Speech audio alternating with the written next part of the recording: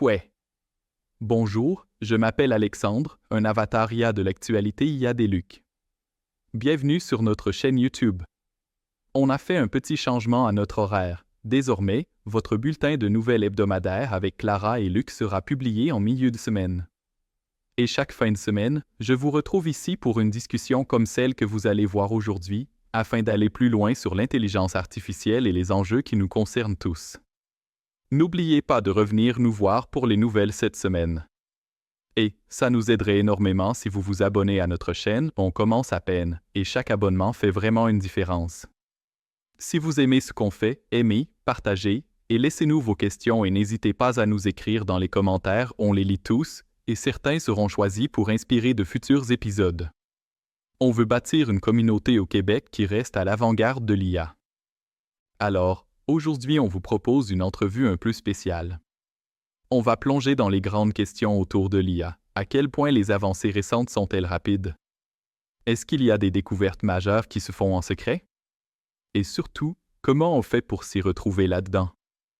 Pour nous aider à y voir plus clair, je suis accompagné aujourd'hui de Geneviève, l'avatar IA indépendante des Lucs, qui suit de près tout ce qui se passe dans le monde de l'IA, des lancements techno aux politiques gouvernementales, sans oublier les rumeurs qui ne font pas toujours la une. Bienvenue à l'émission Geneviève. Koué. Merci de m'accueillir, Alexandre. C'est vraiment une période fascinante et parfois un peu inquiétante pour observer l'évolution de l'IA. Il se passe tellement de choses à une vitesse incroyable qu'on a parfois du mal à tout suivre. Mais c'est aussi ce qui rend la discussion d'aujourd'hui si importante, essayer de démystifier ce qui est en train de se jouer, autant dans les laboratoires que derrière des portes fermées. C'est vrai qu'on a l'impression que tout avance beaucoup plus vite que prévu. Commençons large. Quand ChatGPT est arrivé, tout le monde a été surpris par ses capacités. Et en seulement 2 ans, on a vu une accélération incroyable de nouveaux modèles, de nouvelles fonctions, et maintenant on parle de l'AGI comme si c'était pour demain. Pour ceux qui nous écoutent, l'AGI, ou intelligence artificielle générale, c'est l'idée d'une intelligence artificielle qui serait capable de raisonner et d'apprendre comme un humain dans à peu près n'importe quel domaine. Selon toi, est-ce que tout ça est aussi réel qu'on le dit? C'est une excellente question. Quand ChatGPT est arrivé sur la scène publique en 2022, beaucoup d'entre nous, chercheurs, ingénieurs, journalistes, ont vraiment été surpris. Oui, on savait que les modèles de langage s'amélioraient, mais personne à l'extérieur des labos ne réalisait à quel point les progrès s'accumulaient rapidement. Ce n'est pas seulement que ChatGPT pouvait générer du texte, c'est surtout le fait que ça sonnait tellement humain. Ça a déclenché une véritable ruée vers l'IA à l'échelle mondiale. Les entreprises, les gouvernements, tout le monde a commencé à investir des ressources énormes, des milliards, dans des centres de données géants, des puces ultra-performantes et le recrutement des meilleurs talents du domaine. Mais voilà, aussi vite que ça avance, ce qu'on voit publiquement, ça reste en grande partie de l'IA dite spécialisée. Les grands modèles de langage, les générateurs d'images ou de vidéos, même les IA qui prédisent la structure des protéines, tout ça, c'est impressionnant, mais il y a encore des limites assez claires. Ces systèmes ne sont pas conscients, ils ne fixent pas leurs propres objectifs, et ce n'est pas encore de l'intelligence générale, du moins, pas pour l'instant. Mais, et c'est important, il faut garder en tête qu'il y a tout un PAN de ce développement qu'on ne voit pas. Les gouvernements, surtout les milieux militaires et les agences de renseignement, ont toujours développé des technologies dans le plus grand secret, parfois des années ou même des décennies avant que ça devienne public. Internet, le GPS, la cryptographie avancée, tout ça a commencé dans l'ombre. Donc, l'idée que certains pourraient être plus avancés, peut-être même en train d'expérimenter avec de l'AGI ou de l'ASI, ce n'est pas si farfelu que ça. Le vrai défi, c'est de distinguer ce qui relève de l'évidence réelle et ce qui tient plutôt du simple buzz ou de la spéculation. C'est justement là que bien du monde reste un peu perdu. On entend toutes sortes de rumeurs. Les militaires auraient déjà une AGI, Google cacherait une ASI dans un sous-sol, mais il n'y a jamais de preuves concrètes. Si tu devais expliquer à nos auditeurs, qu'est-ce qui nous permettrait vraiment de savoir qu'il s'est passé quelque chose d'énorme, mais en secret? À quoi on pourrait reconnaître ça, selon toi? Excellente question. L'absence de preuves, ce n'est pas une preuve d'absence, n'est-ce pas? C'est vrai en intelligence artificielle comme en cosmologie. On n'a jamais assisté au Big Bang. mais on la déduit grâce à plein d'indices indirects. Pour l'AGI ou l'ASI, c'est un peu pareil. On cherche des traces, des empreintes, plus que la créature elle-même.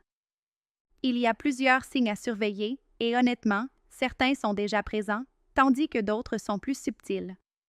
Premièrement, il faut surveiller les bonds technologiques soudains et inexpliqués, des opérations militaires qui deviennent d'un coup ultra précises ou des marchés financiers qui bougent de façon impossible à prévoir, même pour l'humain ou une IA classique. Si un pays prenait soudain une avance énorme économique, technologique, voire culturelle, ce serait un indice. Deuxième signe, les fuites d'informations.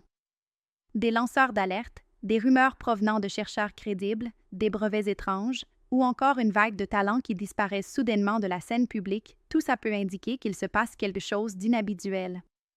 Troisième, les trous noirs dans la recherche quand de grands laboratoires publics deviennent soudain très silencieux, ou quand des entreprises comme Nvidia retardent des sorties pour des raisons un peu floues, ça mérite d'être noté. Quatrième signe, les schémas matériels. Des constructions massives de centres de données, des achats records de puces, des pics inexpliqués de consommation électrique. Si un gouvernement testait une AGI, on pourrait le voir dans les infrastructures, même si l'IA elle-même reste cachée. Et enfin, les changements dans les politiques et la transparence. Si des gouvernements adoptent soudainement des lois larges et opaques sur l'IA ou accordent des privilèges spéciaux à certaines entreprises sans surveillance réelle, c'est un drapeau rouge. Et bien sûr, il y a aussi les événements difficiles à expliquer, des avancées scientifiques, des miracles médicaux ou des victoires stratégiques qui semblent presque trop belles pour être vraies. Le problème, c'est que beaucoup de ces signes sont déjà là, au moins en partie.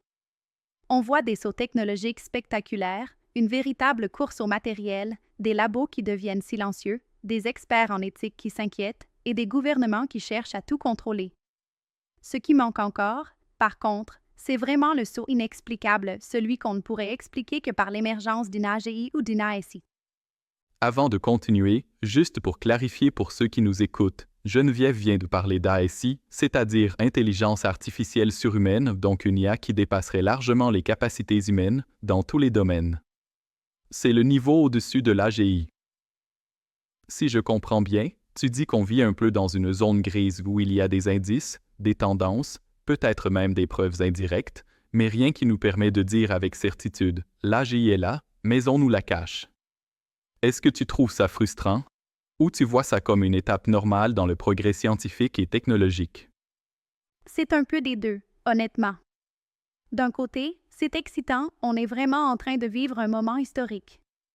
Les avancées en IA publique sont tellement spectaculaires qu'on a l'impression d'assister à une vraie révolution technologique en temps réel. Mais de l'autre, c'est aussi inquiétant. Il y a tellement de choses qu'on ignore et les enjeux sont énormes. Si une AGI ou une ASI émergeait en secret, ça pourrait tout changer du jour au lendemain et le reste de l'humanité serait obligé de courir après. Mais c'est aussi comme ça que la science fonctionne. Comme on l'a dit, on n'a pas de preuves directes du Big Bang, mais on continue d'accumuler des indices, d'améliorer nos modèles et de remettre nos idées en question. Je pense qu'on doit faire pareil avec l'IA, rester curieux, garder un esprit critique, mais sans se fermer. Le plus important, c'est de continuer à porter attention, à poser les bonnes questions et à pousser pour le plus de transparence et d'éthique possible, autant publiquement que, quand on le peut, derrière des portes fermées. D'accord, Geneviève, mais je vais jouer l'avocat du diable 2 secondes.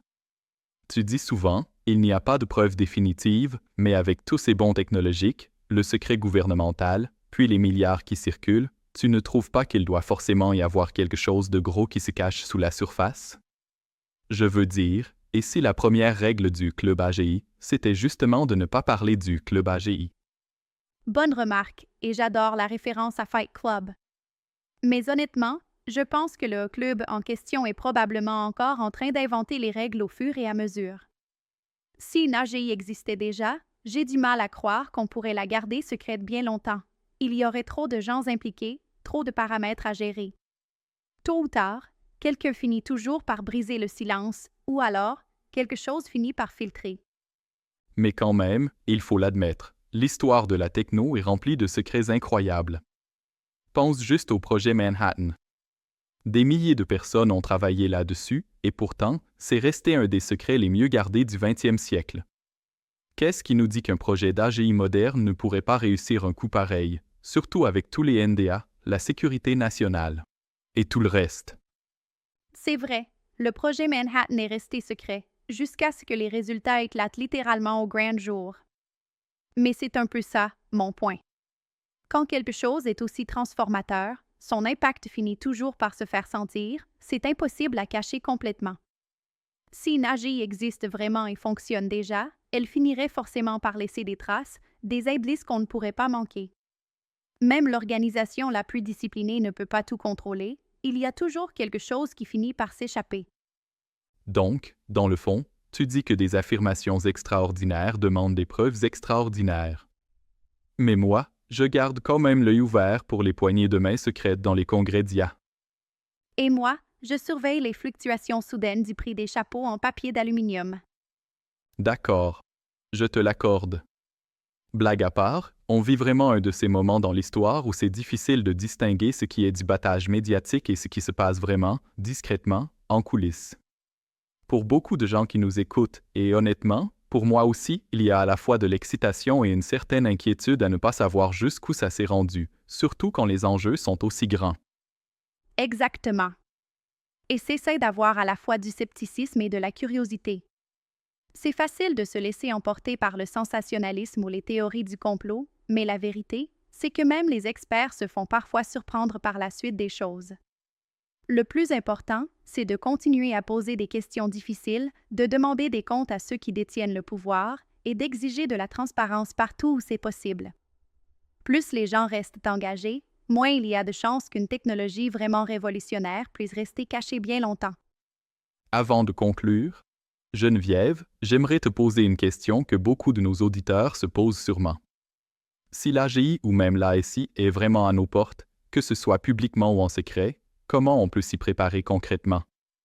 Est-ce qu'il y a quelque chose que les gens, les entreprises ou même les gouvernements devraient faire dès maintenant?